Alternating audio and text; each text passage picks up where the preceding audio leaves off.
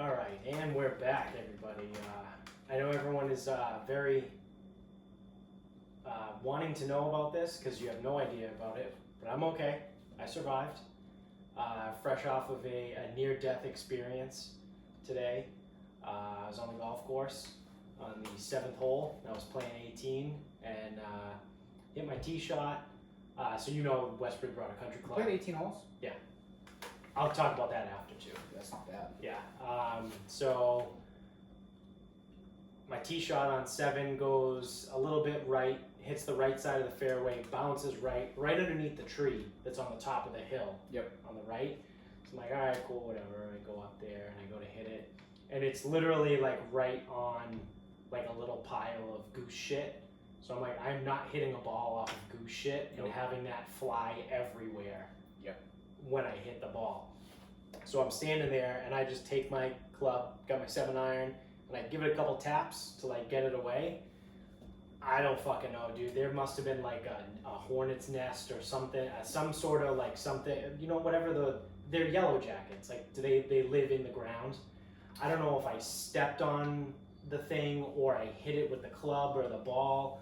They did not like that I was there.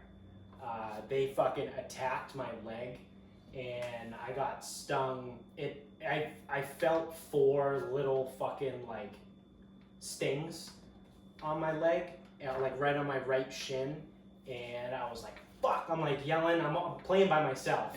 There's nobody around me, and I'm fucking like jumping, like in the middle of the fairway, fucking smacking my shin, like trying to get them off, because they were just like on my fucking shin, just hitting me. I don't know if they were biting me too, because I think some bees bite and sting. I don't fucking know. I was fucking pissed. So I finally, I'm whacking these fucking things off, and I hit one of them off, and he was like all fucked up, so I stepped on him. So I said, fuck you, don't sting me, I'm gonna step on you. But I get far enough away, and I hop in the golf cart, and I pull up a little bit, and I'm sitting there, my 7-iron's still back in the fucking rough, and my ball is still there too, so I'm like, oh fuck, and I'm trying to collect myself, and I'm like, all right, go get the club, fuck the ball, go get the club. So I run back real quick, I grab the club, I hop back in the golf cart, and I drive up a little bit more, almost like to where the no more cart path line is. Right around the 100 marker. Yeah. So I go up there, and I drop a ball in the fairway, and I'm like, fuck that, I'm hitting from right here. But then the thought crosses my mind, my leg is in so much fucking pain. I've never been stung by a bee before, ever in my life. So go figure, the first time I ever get fucking stung, it's 4 times. And so then I'm sitting in the golf cart like, oh, I don't know if I'm allergic to bees. So this might get interesting. Yeah, I mean, you were gonna find out. Yeah. And my adrenaline is fucking going. So I'm that's good, because that's all that Exactly. So I'm like, I know if I am allergic to bees, there's so much fucking adrenaline running through me right now, I'm gonna be at least okay enough to drive the cart over to the fucking clubhouse and have them call 911. But I'm sitting there, and I literally sat in the golf cart for 4 or 5 minutes, just kind of trying to get calm, because I immediately almost went up to swing, and I was like, don't do that, you're a fucking idiot. My heart's fucking racing, my shin is killing, it feels like it's on fire. And I'm like, all right, let's just wait. Let's just see. And I was waiting for the tingly feeling in the throat. And I was like, okay, I think I'm all right. I think I'm past it. Apparently I'm not allergic to bees, or at least yellow jackets, hornets, whatever the fuck they are. And despite being stung 4 times, I'm okay. Now, unfortunately. Yeah. Now my leg doesn't feel great. The best way I can describe it is, you know the feeling when you... Well, I've been stung. I'm trying to describe how my leg feels. You know when you run for a long distance or you run hills? Oh, I try not to. And you get it's not drop foot, but it's hard to lift your toe. It's hard to dorsiflex. Your shins lock up. Yeah. That was me for like the next like 4 holes. I've had that on the golf course. Like Yeah, yeah. So trucking along. thank God I was in a cart because I was playing 18. I was like, I'm not fucking walking 18. I'm not carrying my bag for 18 holes. Not there. Because although I did carry a bag there one day, 18 holes in 3.5 hours. wow. And I got home in time to watch the Bruins. Yeah. So I was like, oh, thank fucking God I'm not walking, because I would have just went to the clubhouse and been like, hey, I just got stung by like 4 bees. Like, can you give me a rain check for 9 holes? Because I'm just going home. Or a pity card. Yeah, yeah. Can I just grab a golf cart so I don't have to fucking walk? And I left the ball there. I just left it, and I was like, I hope that there was really no one behind me, but I was like, I don't know, like the nearest group might have been like 3 or 4 holes behind me, and I was like, I hope those guys don't go over and try and pick that ball up. They might get fucking attacked too, but oh well, fuck it, not my problem. I already got stung. Or fuck them. Yeah. So yeah, I first time I ever get stung in my life.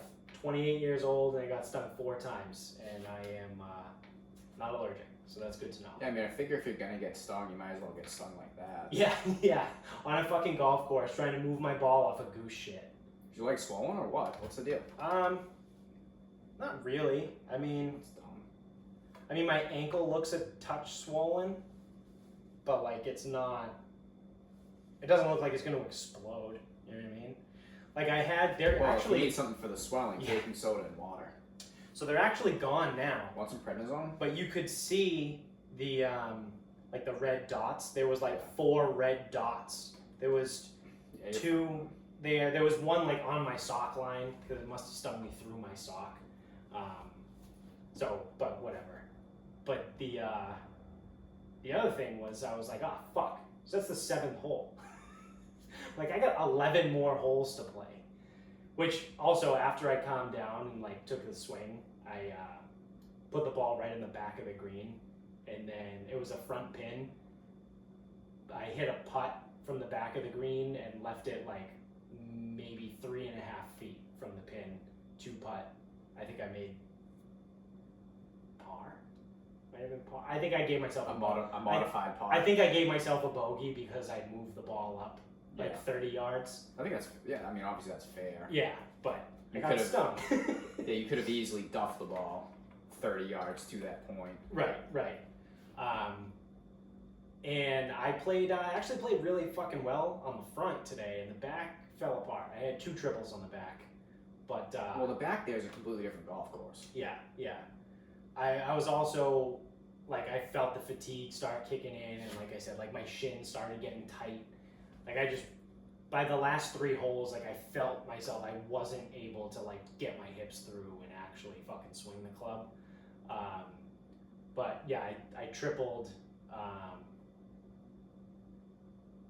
Did I triple both par 5s? Yuck. Yeah, I think I tripled both par 5s. I got an 8 on 16 and 18. Yuck. So, but other than that, I played by myself. I teed off. I got there a little early. I teed off at 11:20. I had an 11:30 tee time. There was nobody in front of me, nobody behind me. By myself in a golf cart, I was done by 2:15. That's fast. I played 18 holes in like 2 hours and 55 minutes. Yeah, I mean, well, it's funny. When you don't have to worry about anything, that's how fast golf goes. Yeah. But waiting for people, it's fucking... I ended up catching the group. There was a group in front of me. I caught them on maybe like the 15th hole or the 16th hole. But they were moving pretty fast. Like I didn't have to wait very long for each shot. Well, especially if you caught them on 15, they play. You triple 16, that'll make some space. Right. 17's a par 3, so you don't have to wait very long anyway. And then you Yeah. triple 18, it spreads it out pretty Yeah, good. yeah. So, yeah, I was like, holy shit, I did that. But because I don't usually play in a car. I usually just walk, and I usually only play 9. But like for me, hustling, walking 9, if I'm by myself and there's no one around, I do like an hour and 45. an hour and 50. Yeah, so if I'm alone, truly alone, I'm about an hour 15 walking. Yeah. And playing okay. Right. Yeah, that's the other thing too. You gotta play good. If I'm not hitting the ball all over the place, yeah, I'm good. Yeah. In a cart, I've done 40 minutes. Actually, I lied. There was one time at Riverbend, I played so poorly on the front nine. I went for the after 5 special, so you play as much as you can until it gets dark. So I played so badly through 7 holes. I go, fuck this. And after 7, I went back to 1. And I don't know what something fucking possessed me, because tee shot, fairway, on the green, 2 putts. Next shot, fairway, layup, on the green, 2 putts. Fairway, just off the green, 2 putts, so bogey. Next hole, just off the green, 2 putts, bogey. So I ended up shooting like a 38. So 3 over par in 40 minutes playing like that. Yeah. Because it was like I kept it in play. I got it near the green. I was either on and 2-putted or chipped and 2-putted. Yeah. And that was it. And it was just like next. Yeah. Next. Next. Yeah. Next. But I was so fucking mad after those first 7 holes that I don't know how I did it. 40 minutes, 9 holes. That's the fastest I've ever played. And that was no cart. That was just walking. Wow. Walking? Walking. Holy shit. I was fucking pissed. That's pretty fucking good. So, yeah, I mean, I guess, I don't know. Now I can say I've been stung by a bee. Yeah, I've been stung by bees before. It's nothing to fucking write home about. People generally don't care. Yeah. I care. Unless you are allergic, and then it's like, oh shit. Yeah, well, that was my thing. I was like genuinely nervous because I was also playing by myself, and I was like, I have no idea if I'm going to be allergic or not. And hey, how bad would that have sucked if I was allergic? The first time I ever get stung, I get stung 4 times. It's like not just once where like maybe my foot swells up or like my throat gets a little itchy. It's like, no. If you're allergic, here's 4 shots of this shit that you're allergic to. Yeah, you'll find out. Yeah. So it's also a good way to know for sure that I'm not allergic at all, because I just got like a little bit of swelling and that's it. Yeah, made it count. Yeah. So,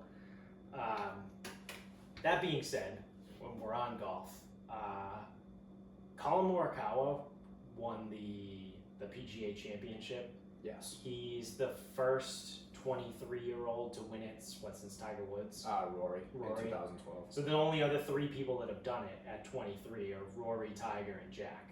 Yep. So as always, everyone starts comparing him to all these guys and all this stuff. And so I was just kind of thinking about it and going back. Obviously, you're way more of a golf guy than me, but I don't hate Colin Morikawa. I think he's pretty good, especially the way he played on Sunday. He deserved to win that major. The way he played on 16, and then I forget what hole he holed out from the fairway. He chipped in from. Was that 14? That was 14. He chipped in on 14 to tie the lead. I think he chipped in on 14 to take the lead. Okay. I think someone caught him, because I think that chip in brought him to 11 under. Yeah. Then I think Paul Casey caught him, and a bunch of guys were at 10 with opportunities to get to 11. At one point, it was a 6-way tie for the lead. At 10. Yeah. Then I think Morikawa chipped in to get to 11. Yeah. And then on the 16th hole, he drove the green. Within like 6 feet. Longer than that, but still, he made the putt. Yeah. So he hit the eagle putt to get to 13. Yeah. And at that point, Paul Casey was still at 11 with the opportunity to birdie 18. Actually, he just missed a birdie putt on 17, and then he had the chance to birdie 18, which would have just put a little bit of heat, because then Morikawa doesn't have a 2-shot lead. He has to par his way in. Right. And then he fucking swung his dick around, pulled driver, hit it to fucking couple feet, knocked in the eagle putt on 16. Yeah. It's probably one of the better tee shots we've ever seen in a major. Yeah. Now I know it was because it was a 290-yard hole. Right. But he had to hit it at that time. Fat Man didn't even fucking get there. No. Fat Man was 16. He was like 16 feet right of the pin. Now he only hit a 3-wood, but like he was not that many guys were really not that many. DeChambeau was very left and right. He still was finished, all over the and he place. still finished T3. I know. So with Morikawa, he hit a fucking rope. Oh my fucking god! It's not that he just got it on the green and hit a bomb of an eagle. Yeah. He hit a fucking rope. Right. It was sick. So then this morning, so he wins. Obviously, like I said, I actually kind of like Colin Morikawa. Like I've seen him do a couple post-game interviews, whatever, post-rounds. He just won an event a couple weeks ago. He won the work day, which was the first event at Memorial. And here's the deal with Colin Morikawa. He was one of the better college players in the country last year. Mm-hmm. Turned pro last June. So in 15 months, he has 3 wins. One's a major. He's 23 years old. He lost in a playoff at Colonial on a rim job. Right. And he's kind of been hanging around these tournaments. He's also number 1 on the PGA Tour in approach game because he's not the longest hitter. So this morning, I was like reading through some stuff, and there was one article I read from CBS, and then there was one thing that Riggs from Barstool put out, and I don't remember which was which. I'm probably gonna just combine the two anyway, but one of them was saying that he plays the game similar to how Tiger played when he was in his early 30s, because he's not a bomber and he plays methodically. And whoever it was compared him to early Tiger or younger Tiger, playing methodically with his approach and all that stuff. And then whatever the other thing said, like in today's, this was probably CBS. It was like, in today's modern game, like he's not a bomber. He hits it accurate and a little bit short and like kind of knocks it where it needs to be. And then, so it must have been Riggs that compared him to early Tiger and all this stuff. And it's like, I could see that, like if he plays a methodical type of game where he also like, he's out there to fuck shit up. Like he's not like screaming, yelling, like he's just there to get the job done. So whatever, like I said, like I like him. But my question for you is he here to stay, do you think? Because the one thing I've noticed in golf is that nobody in golf since Tiger Woods, you could make potentially the argument for Brooks Koepka, but this is back-to-back majors where he shot a 74 on Sunday, so I don't know. One of them he still ended up winning, but whatever. This is back-to-back majors. He ended up shooting a 74 on Sunday, so whatever. But the one thing I've noticed is there's no staying power in golf. It's always this one guy that's anointed as the next guy, and then anywhere from 6 to 18 months later, he's a nobody. Maybe nobody is aggressive, but he's not the chosen one anymore. Like going back to like Rory comes out, starts being compared to Tigers, doing all these great things. Rory. He hasn't won a major in 6 years. Then it's Jordan. Now I don't know the exact order in the timeline, but then it's Jordan Spieth comes out. Oh, Jordan Spieth, he's the next Tiger Woods. He's great. He's awesome. Now the poor guy has the fucking yips. Like he can't even make cuts right now. I don't know what he's all in his head. Then it's Dustin Johnson, who played really well and was world number 1 forever. And now he's just kind of like, whatever. Like he's good. Like I'm not saying, by no means does Dustin Johnson suck. But compared to what he was doing in, was that 2014, 2015? No, later than that. Probably 2016 into 2017, and then randomly for a 6-week stretch in 2018. 2017 was the year he fell down and hurt his back, right, in the Masters? Might have been. And I think it was either 16 or 17. 16 he won the US Open. Okay. I don't know what year he fell on the stairs, I forget. But then you had Dustin Johnson there. And then, trying to think of who there's been. Well, I'll give it to you. So there's been Justin Rose. We'll start with who this. Played really well. 2014 is Rory. He won 2 majors. 2015 was Spieth. He won 2 majors. 2016 started with Spieth until he lost that major, and then Dustin Johnson finally won his major. Right. 2017, and actually in 2016, Rory won the Tour Championship. So people are like, oh, people look around. Yeah. 2017, Justin Thomas finally won a major. JT, that's the one. Yeah.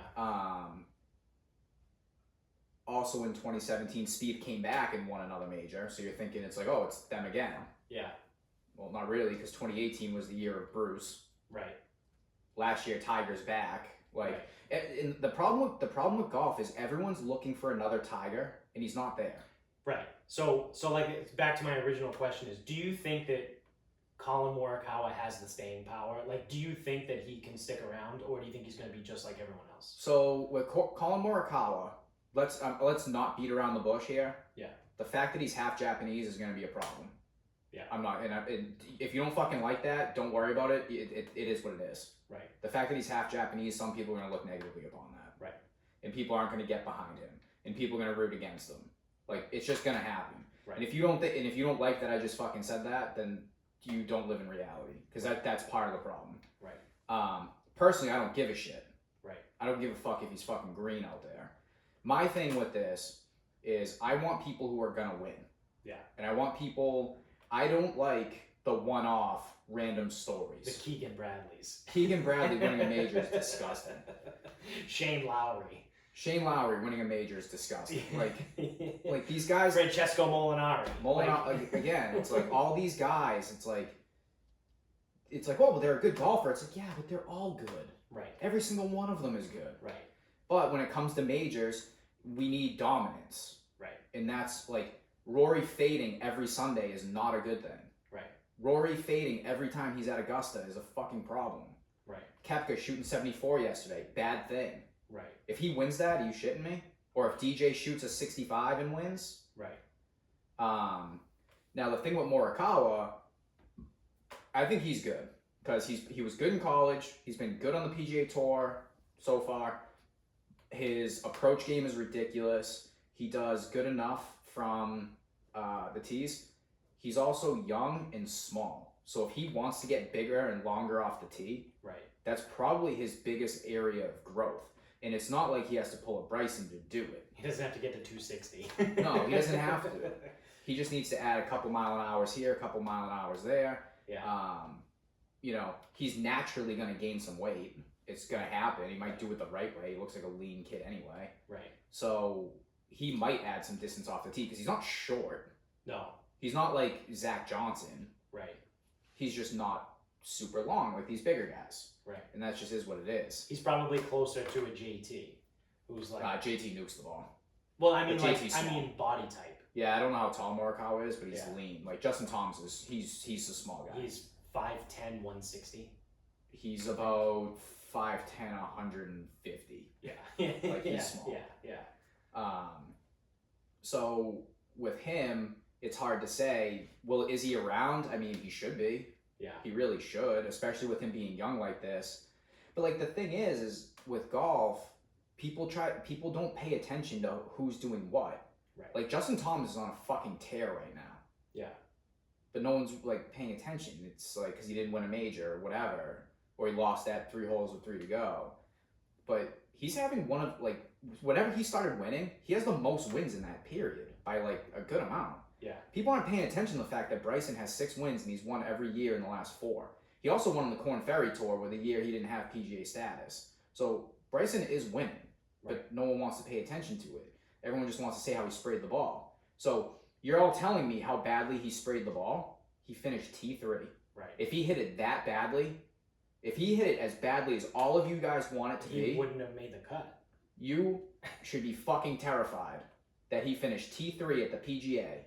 If he hit it that hitting it that badly. Yeah. Because you guys are sitting there like, oh, we got big and now he's just spraying. It seems like he's wild. T3. Yeah. You should be fucking terrified. Because your worst fucking nightmare is that guy playing well and he's gonna fucking do it. Right. Because he's young too. He's only 26. Probably. 25, 26. Yeah, I think about that. Yeah. Yeah, maybe 27, but at Yeah. most. Yeah. And he has 6 wins. Yeah. So if you're looking for the guy, I think there's too many golfers out there. Either too many events or too many golfers, whatever you want to pick. Yeah. So then, but I think Morikawa though, I think he's going to be good I think he's going to be a good player. Like he's going to be good. Yeah. So like you said, 3 wins in his first year. He has 3 wins in 1 major in 15 months. Yeah. At one point too, didn't he made like 13 of 14 cuts? He missed like one. He's only missed one cut. Yeah, it was like, I think he made his first 21 cuts or something. Yeah. So the kid can play. Yeah. And the other thing, like last year he finished second to Matt Wolff, and Matt Wolff hit an eagle putt from off the green to win the 3M. Yeah. Like that, like Bryson finished second too that week. Yeah. So it's like, Colin Morikawa can play. There's a lot of good young talent. But the problem is with the young talent is we're all looking for the next Tiger, and unfortunately that person doesn't exist. Right. So then my follow-up question, what I was going to say is, does that make Tiger that much more impressive? That he was able to dominate the sport for so long, and in the last, when did we start? 2015? When we went back with Rory, 2014? Rory was 2014. So from the last 6 years, there's been 5 or 6 the guys that have faded in and out.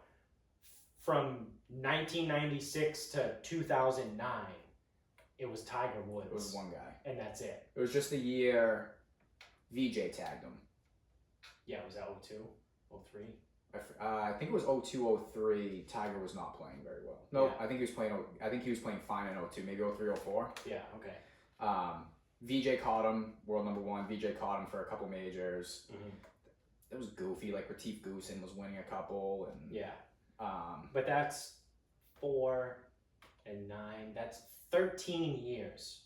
I mean, dude, he was still the guy back then too, though. But that's the thing. He was still the guy. Right.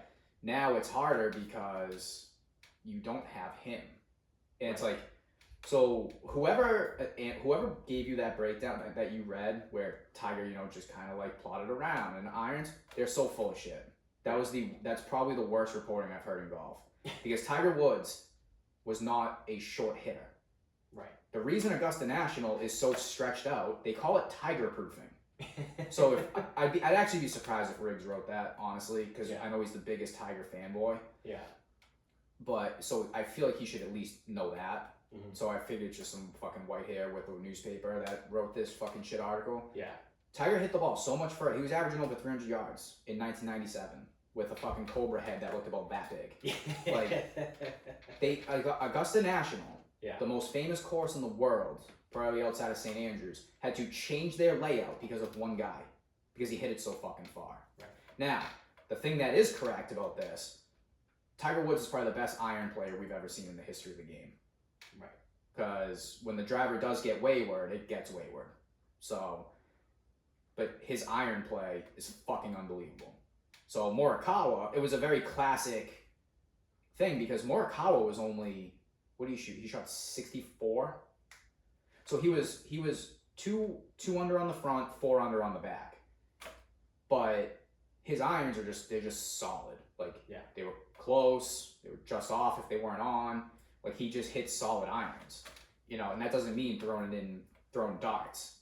It means you're not getting yourself in trouble. Just get it on the green, figure it out, and then, a couple times you throw it in there. Yeah, it does get in there tight. Or you do roll a putt, and that's how you win. Right. And on the day it works, you shoot 60. So right. That's the thing with like Harding Park. You didn't need like tons and tons of distance. Yeah. You needed your ball to be in play, and then it was about that iron shot. So if you can find those courses where the approach play, because that's what Muirfield was, where Morikawa won. Yeah. It's the same thing with Colonial. Colonial's not a long course, so it didn't matter how far you hit it off the tee. You needed to get the ball to the green where you needed to get it to. Right. And that's where Morikawa was good. So, British Open, maybe not. Yeah. But certain British Opens, yes, because some of them it's just get the ball out there and you can, So by that logic, he would play then pretty well at Augusta. I mean, I know you said it's longer now than it used to be, but yeah, Augusta. I feel like that's one of those courses No, where 'cause like you have to make shots. But it's target. Yeah. It's target spots. Yeah. You have to hit it here. You have to hit it there. You have to hit it there. Hit it there. Like right. So, and don't get me wrong. There's nothing against Harding Park, but Harding Park is not the hardest course in the world. Right. Like you put Morikawa at Bethpage, I don't know how he does. Yeah. So, with Augusta, there's a lot of change and elevation. Was the one Shinnecock. I don't know how he does at Shinnecock, honestly. Yeah. This was also a PGA, so we will see how Morikawa does at Winged Foot. Right. Because Winged Foot is a classic U.S. Open course. Right. I got to imagine he'll do pretty good at the Northern Trust when it comes to TPC Boston. I don't know where the second playoff event is. East Lake, again, he'll probably be kind of hanging around. I don't predict that he'll win all these things, but he should have good showings. Right. But put him on a classic U.S. Open course, or put him on Pebble Beach, or some of these other courses. I don't know. And then if he plays, I know they don't play at Firestone anymore, but like the old Bridgestone, the TPC, the WGC at Bridgestone. Yeah. He probably is going to struggle there because guys would just nuke the ball and just hit it way past them. Mm-hmm. So, he's gonna be a very course dependent guy, but because he's so solid with how he plays, it's he's gonna be around. Whereas Matt Wolff is a little bit more boom or bust. Yeah. Because when Matt Wolff has it going, it's going, but when he doesn't, it's not pretty. It's not pretty, and he kind of like he's a long ball dependent player. Right. So when the long ball is working, he's good. When it's not working, he struggles to kind of get out. Bring your hard hats. Yeah, it's not even that. It's just like take your medicine. Like, going to be a lot of punch outs. Going to be a lot of running it up to the greens. Like, you might not be able to get on the green from that lie. Yeah. But that's the thing. Morikawa is by no means a short hitter. I mean, he hit it to that pin that was 290. Right. So. Right. Yeah, that's the other thing too. He's not flat. Yeah, he's not like maxing out 280. Comparatively to these other guys like a JT or a Bryson or a Bruce or Cameron Champ hit it 324 off the tee, and I think Bryson was 317 this past week. So that's the top. Right. So we're talking about 20 yards. Yeah. Ish for Morikawa. That's like a club and a half. Right. So if he's not playing old man golf. No, if he's proportionately better with his irons, him hitting an 8-iron and one of those guys hitting a 9-iron is probably a wash. Right. So now I think give him some time and he has the opportunity to hit it further. Mm-hmm. He'll get a little bit bigger, he'll get a little bit stronger, because you figure to this point now he finishes college, which was playing a ton, gets right on tour because he needs to get status and get points and get money and all that. He's still young, he can play every week if he wants to. Right. Now I know he's going into a run because it's the Wyndham, the playoffs, the U.S. Open. So he's going into a little bit of a run right now, but he doesn't need to play every week. Right. These goofy fall events, he might play like 2 of them. Like, he doesn't really need to get into them anymore. And now that he just won the PGA, he's exempt. He got a 5-year exemption. Yeah, so he already had a 2-year exemption. Yeah. So, but that's the thing. He's always going to be good enough to play. He's not going to have to worry. He's not going to need that. Yeah. Like, by middle of next year, he's not going to worry about exemptions because he's not going to need them. Right. So, it's how do you get lifetime? 20 wins. 20 wins. Yeah. I knew that was something. 20 wins is also basically Hall of Fame worthy. Yeah. Which DJ's at. Yeah. But yeah, I mean, golf. I don't know. It's hard to say because the youth movement in golf, it's like it takes something away from having the guy, but it's almost kind of more fun to watch when there's a group of 4 or 5 guys any week that could go out. It depends on what you like. It really depends on what you like, because if you like when and I like guys, I do, trust me, I like guys that dominate. Yeah. I'm not looking for like 3 guys to only dominate. Right. But in any given week, let's just say the next major is the U.S. Open. So I would be happy to see Koepka, DJ, obviously Tiger. I'd be fine with Justin Thomas. I'd be okay with Spieth figuring it out. Yeah. But like the thing, like all these people I'm naming are people that kind of like have it going. I also see Matt Wolff. I also see Victor Hovland. Those guys have potential. They're really not that bad. But like Tony Finau, I don't want Tony Finau to win. Yeah. That does nothing for me. Right. And even if he does win one, see, he finally won one. Yeah. Dude, the guy has one career win. It was the Puerto Rico Open 3 or 4 years ago. Yeah. It's an opposite field event. It's basically a Corn Ferry Tour event. Yeah. Like Ricky Fowler, him winning a U.S. Open, nothing for me.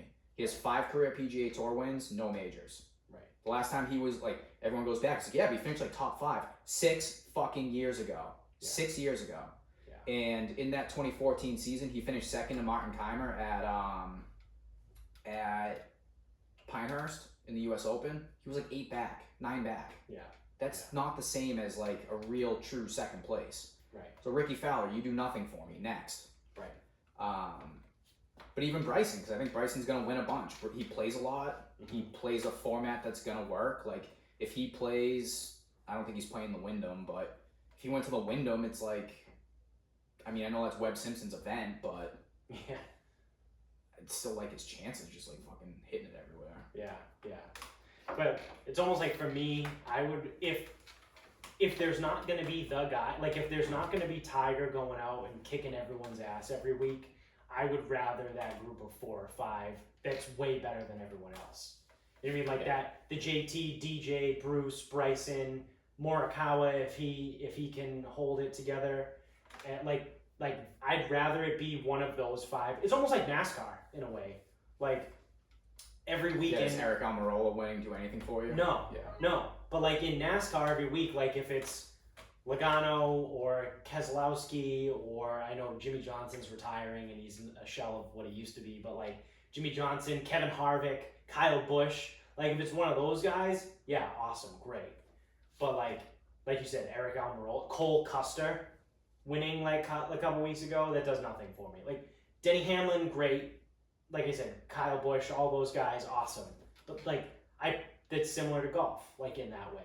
Where it's like if it's one of like those top 4 or 5 guys and they like get into a battle, you know, like if fucking DJ goes out and ends up beating Colin Morikawa, but DJ wins at -17 and Morikawa's -16, and then the guy in third is like -12, like that's fine. You know what I mean? Like those 2 guys going at it, like cool. Like they're far away from the pack or whatever, but you know, if we're not going to get Tiger, then that's what I would prefer to. Yeah, and you're not going to, I don't think you're going to get it again because the guys either don't play every week or there's too many events or, you know, any of the combination. It's just not the way it is anymore. Right. Or there's more good players. Like, you know, there's less fucking Bob Mays and Chris DeMarcos and, you know, that type of player. But all right. So now that we got the golf covered, it is officially playoff time in the NHL. Yes. So we talked about this in the last episode. The Bruins suck. I'm right because I'm always right.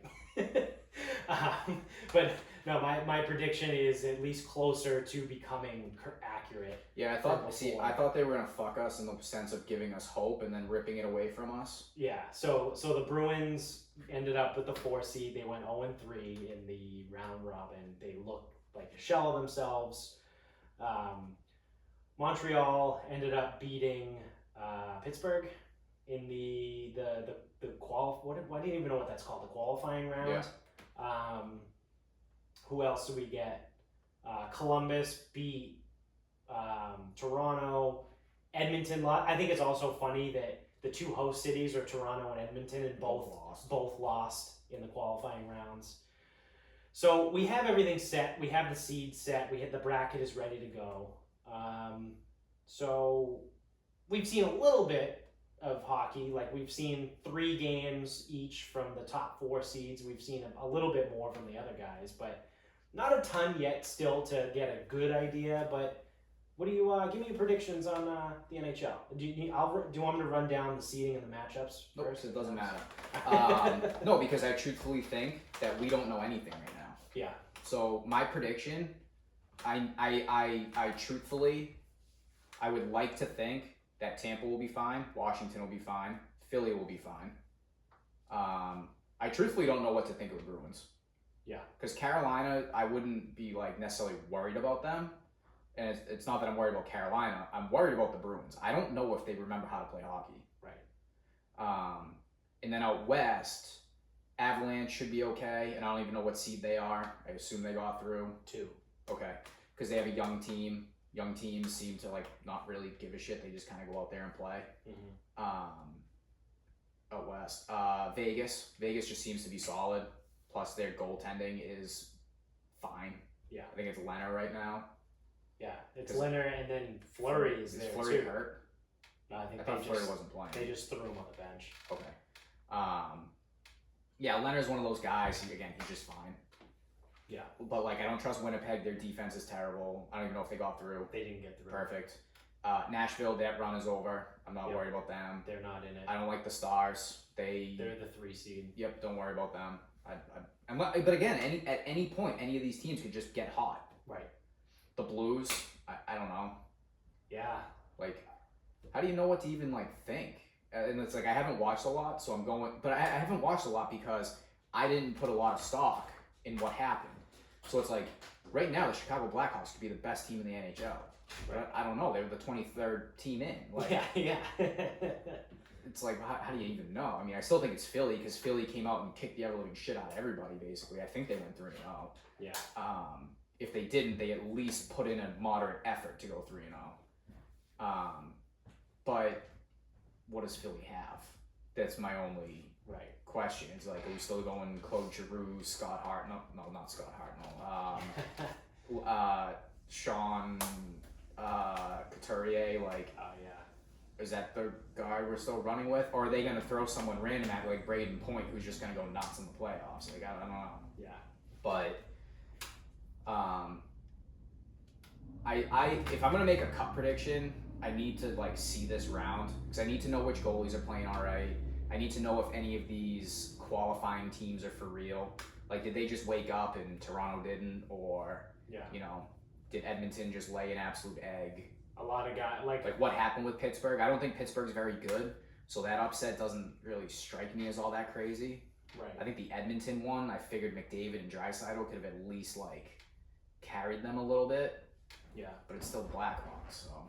And then the Bruins came out very laissez-faire. Very bad. In the round robin, like they were the only person like involved with the team that seemed to like be angry and give a shit was Bruce Cassidy. And they talked about this a little bit on the Sports Hub, that you have your coach going out saying he's pissed off at everything, and then literally after one of the same game, I think it was the second game, Cassidy's like, we need to get our shit together, and like we gotta go this and this and that.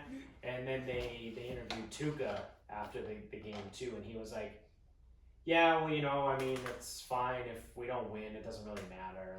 He was very laid back. So on the Sports Hub, they played the two, and they were like, well, if you have your coach giving one message, and then you have players on the team giving a total other message, that means the message from the coach isn't getting through. Yeah.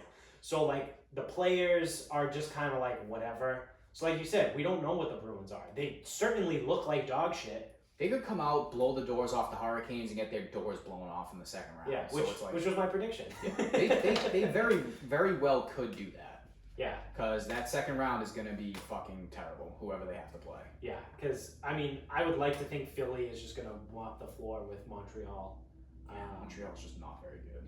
So if Boston can get past Carolina, and then we're just assuming Philly beats Montreal, that leaves... They'll have to play Tampa or Washington. No, yeah. They have to play Philly. Philly will be the one. If all favorites win. If all the favorites win, yeah. I mean, I'm assuming the Caps are going to beat the Islanders.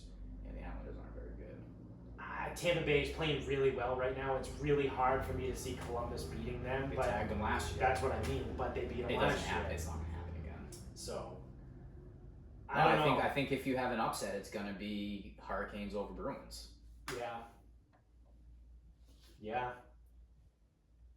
I can't really see any other upset. Maybe, I don't know. They're just that the Tampa Bay thing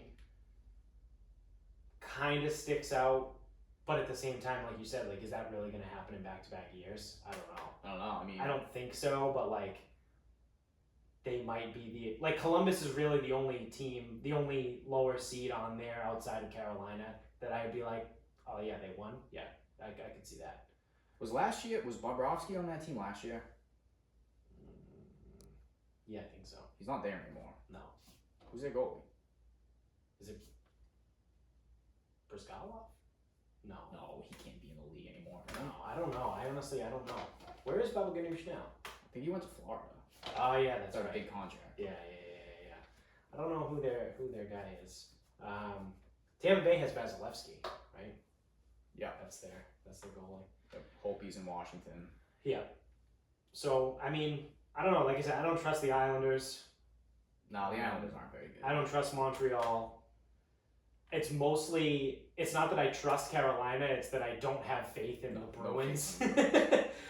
So yeah, I mean, Columbus is the other team that could pop Tampa Bay, but like I said, are they going to do it 2 years in a row? I don't know. But then you would have, if Boston can beat Carolina, they're going to play Philly. See you later. Philly's going to fucking smoke them. Yeah, Philly, they're good. So I don't know, maybe, and then the West, like you said, anything can fucking happen out in the West. I kind of like Colorado for some reason. Who's the one out there? Is it St. Louis? Vegas, Colorado, St. Louis? Stars in St. Louis? Yeah. So they fell too. Yeah. So I don't know. I think St. Louis could get bounced. Gun to head, if I gotta pick a final matchup right now, I'm gonna say Philly and Colorado. Yeah, I mean that's the logical one. I mean, Philly was playing the best before the break, and they came back and they played really well. Like they haven't missed a step. So something's working there. Yeah. Colorado's a young team, but they have fucking douchebags like Kadri. Yeah. So yeah. no, I don't hate the pick. Yeah, like you said too, though. I wouldn't be surprised about the Blackhawks because they're still the fucking Blackhawks. Plus the thing, like, if somehow Jonathan Toews and Patrick Kane decide to start playing like it's 2005 again or whatever year that was, Yeah. like, it wasn't 05, but 2010. Yeah. Look out, Yeah. because those guys can play and they've been there before multiple times. Yeah.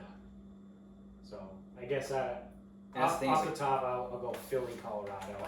I'm not gonna. I don't know who would win out of that. That would be a good fucking series. It would be fun to watch. Probably Philly. Philly's. I would probably give the edge to Philly in that. But now it's starting to sound like a trap. Yeah. It's starting to sound like a trap because it's. Oh, Philly was the best. They are the best now. Yeah. Oh, they'll win. Yeah. It sounds too chalky. Yeah. So, I don't know. That's what I got. You want to start wrapping this up? Yeah. It's about that time. I was going to do this anyway, too. Who wins the U.S. Open and the Masters? I know we talked a shitload about golf, so I hope you guys like golf. The U.S. Open's at Wingfoot? Wingfoot. They haven't played there since 06, so there's no relevant... Yeah. Who won in 06? Jeff Ogilvy. Oh, God. After Phil hit it on the fucking hospitality tent. I feel like they may have played a random event at Wingfoot, like a Barclays or something. My initial thought was Phil usually plays well there, doesn't he? At Wingfoot? Yeah. Well, he should have won at Wingfoot. I don't know if he's played there before. Yeah. But yeah, he needed. What do you need? Bogey? I think he needed bogey on the 18th hole and doubled it. Sick. To lose. Classic. Or Phil. something. Classic. Dude, Phil. he put it off the hospitality tent. It was fucking Yeah. embarrassing. Nikos was like, does Phil ever hit the ball straight? I go, no. Look up the 18th hole in 06 at Wingfoot. Tell you everything you need to know. So the U.S. Open is in 2 weeks, 3 weeks? No, September 17th is the Thursday. Oh, okay. Okay. So is that after the playoffs? Yes. Okay. So they're gonna finish the playoffs because the playoffs finish in 4 weeks, unless they still kept that week in there. So 4 or 5 weeks of playoffs. Right. So it should finish right around Labor Day. Right. I don't know if they have any events in the 2 weeks leading up to the U.S. So it's going to be Wingfoot in September. That's New York, right? Yep. And it's a long course. It's a classic. It's a classic U.S. Open course. So it's long, it's tight, the greens are impossible.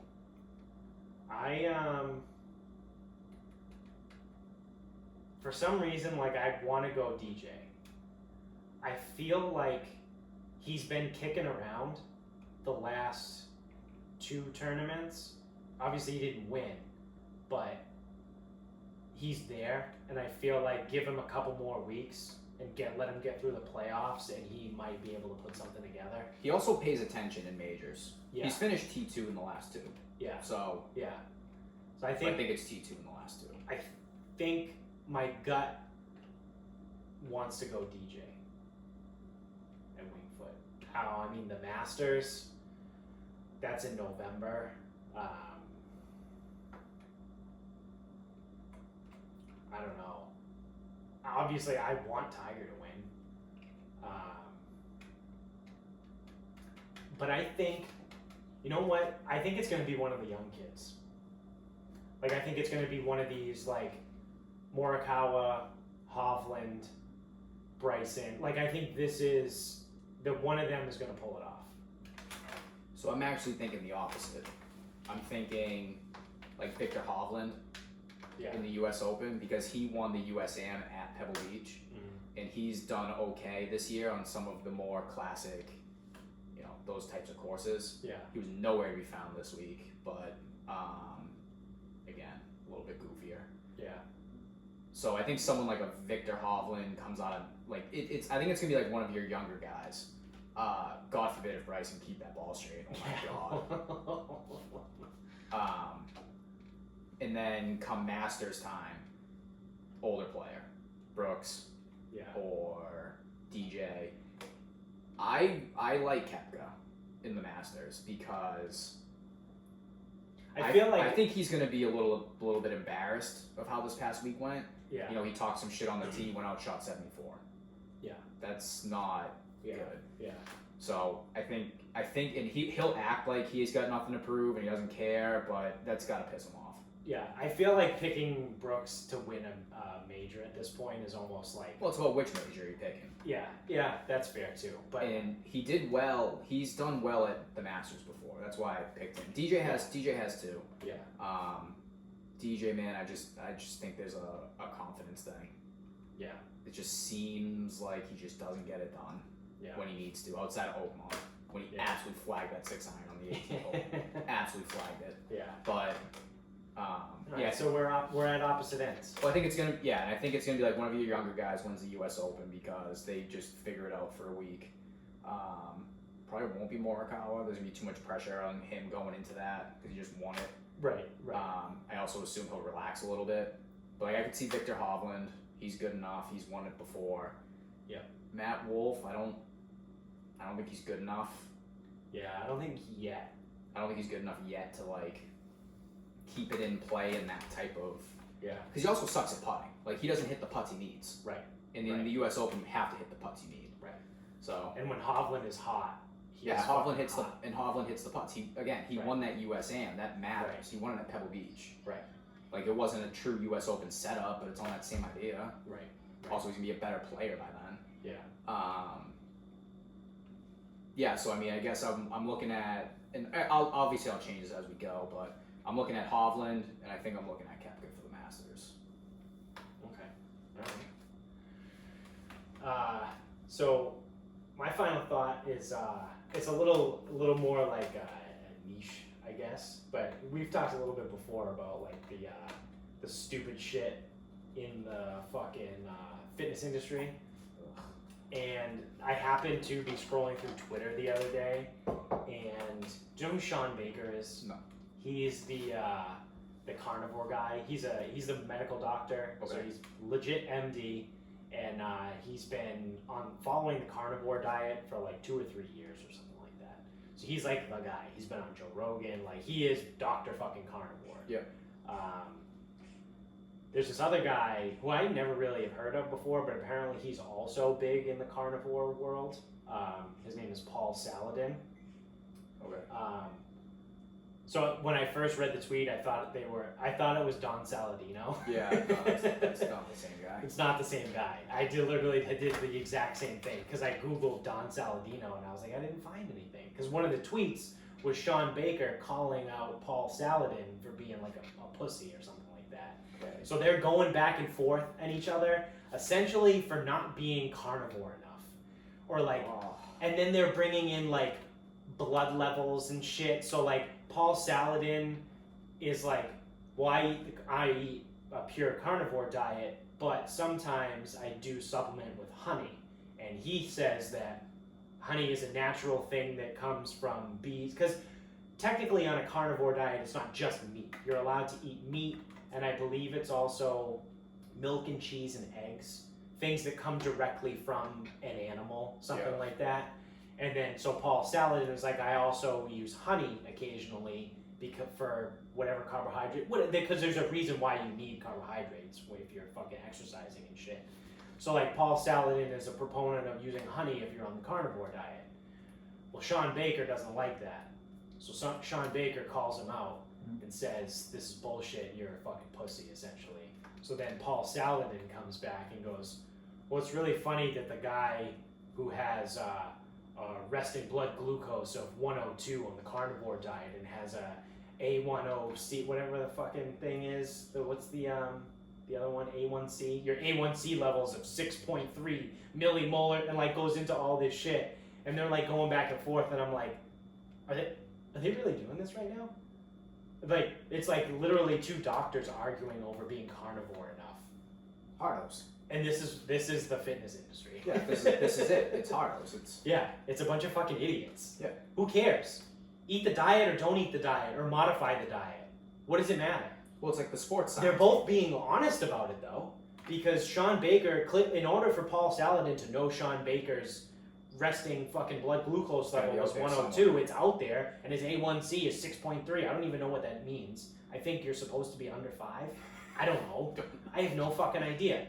But like it's out there, so he's at least honest about it. And then for Sean Baker to know Paul Saladin is allegedly a pussy because he eats honey on a carnivore diet, Paul Saladin has to be open about it. So like they're open and honest about what they're doing. So who gives a fuck? Welcome to the industry. Like do the diet or don't, or modify it if you want. Like it's fine. Or still don't. I don't care. Or still don't. Yeah. Who gives a fuck? Are you both healthy? Yeah. Cool. You're both medical doctors. You both have MDs. Cool. Like. What does it matter? Well, this is like the time I saw the two sports science guys getting in an argument over research, and then one guy was like, "Oh, so does this mean that we should?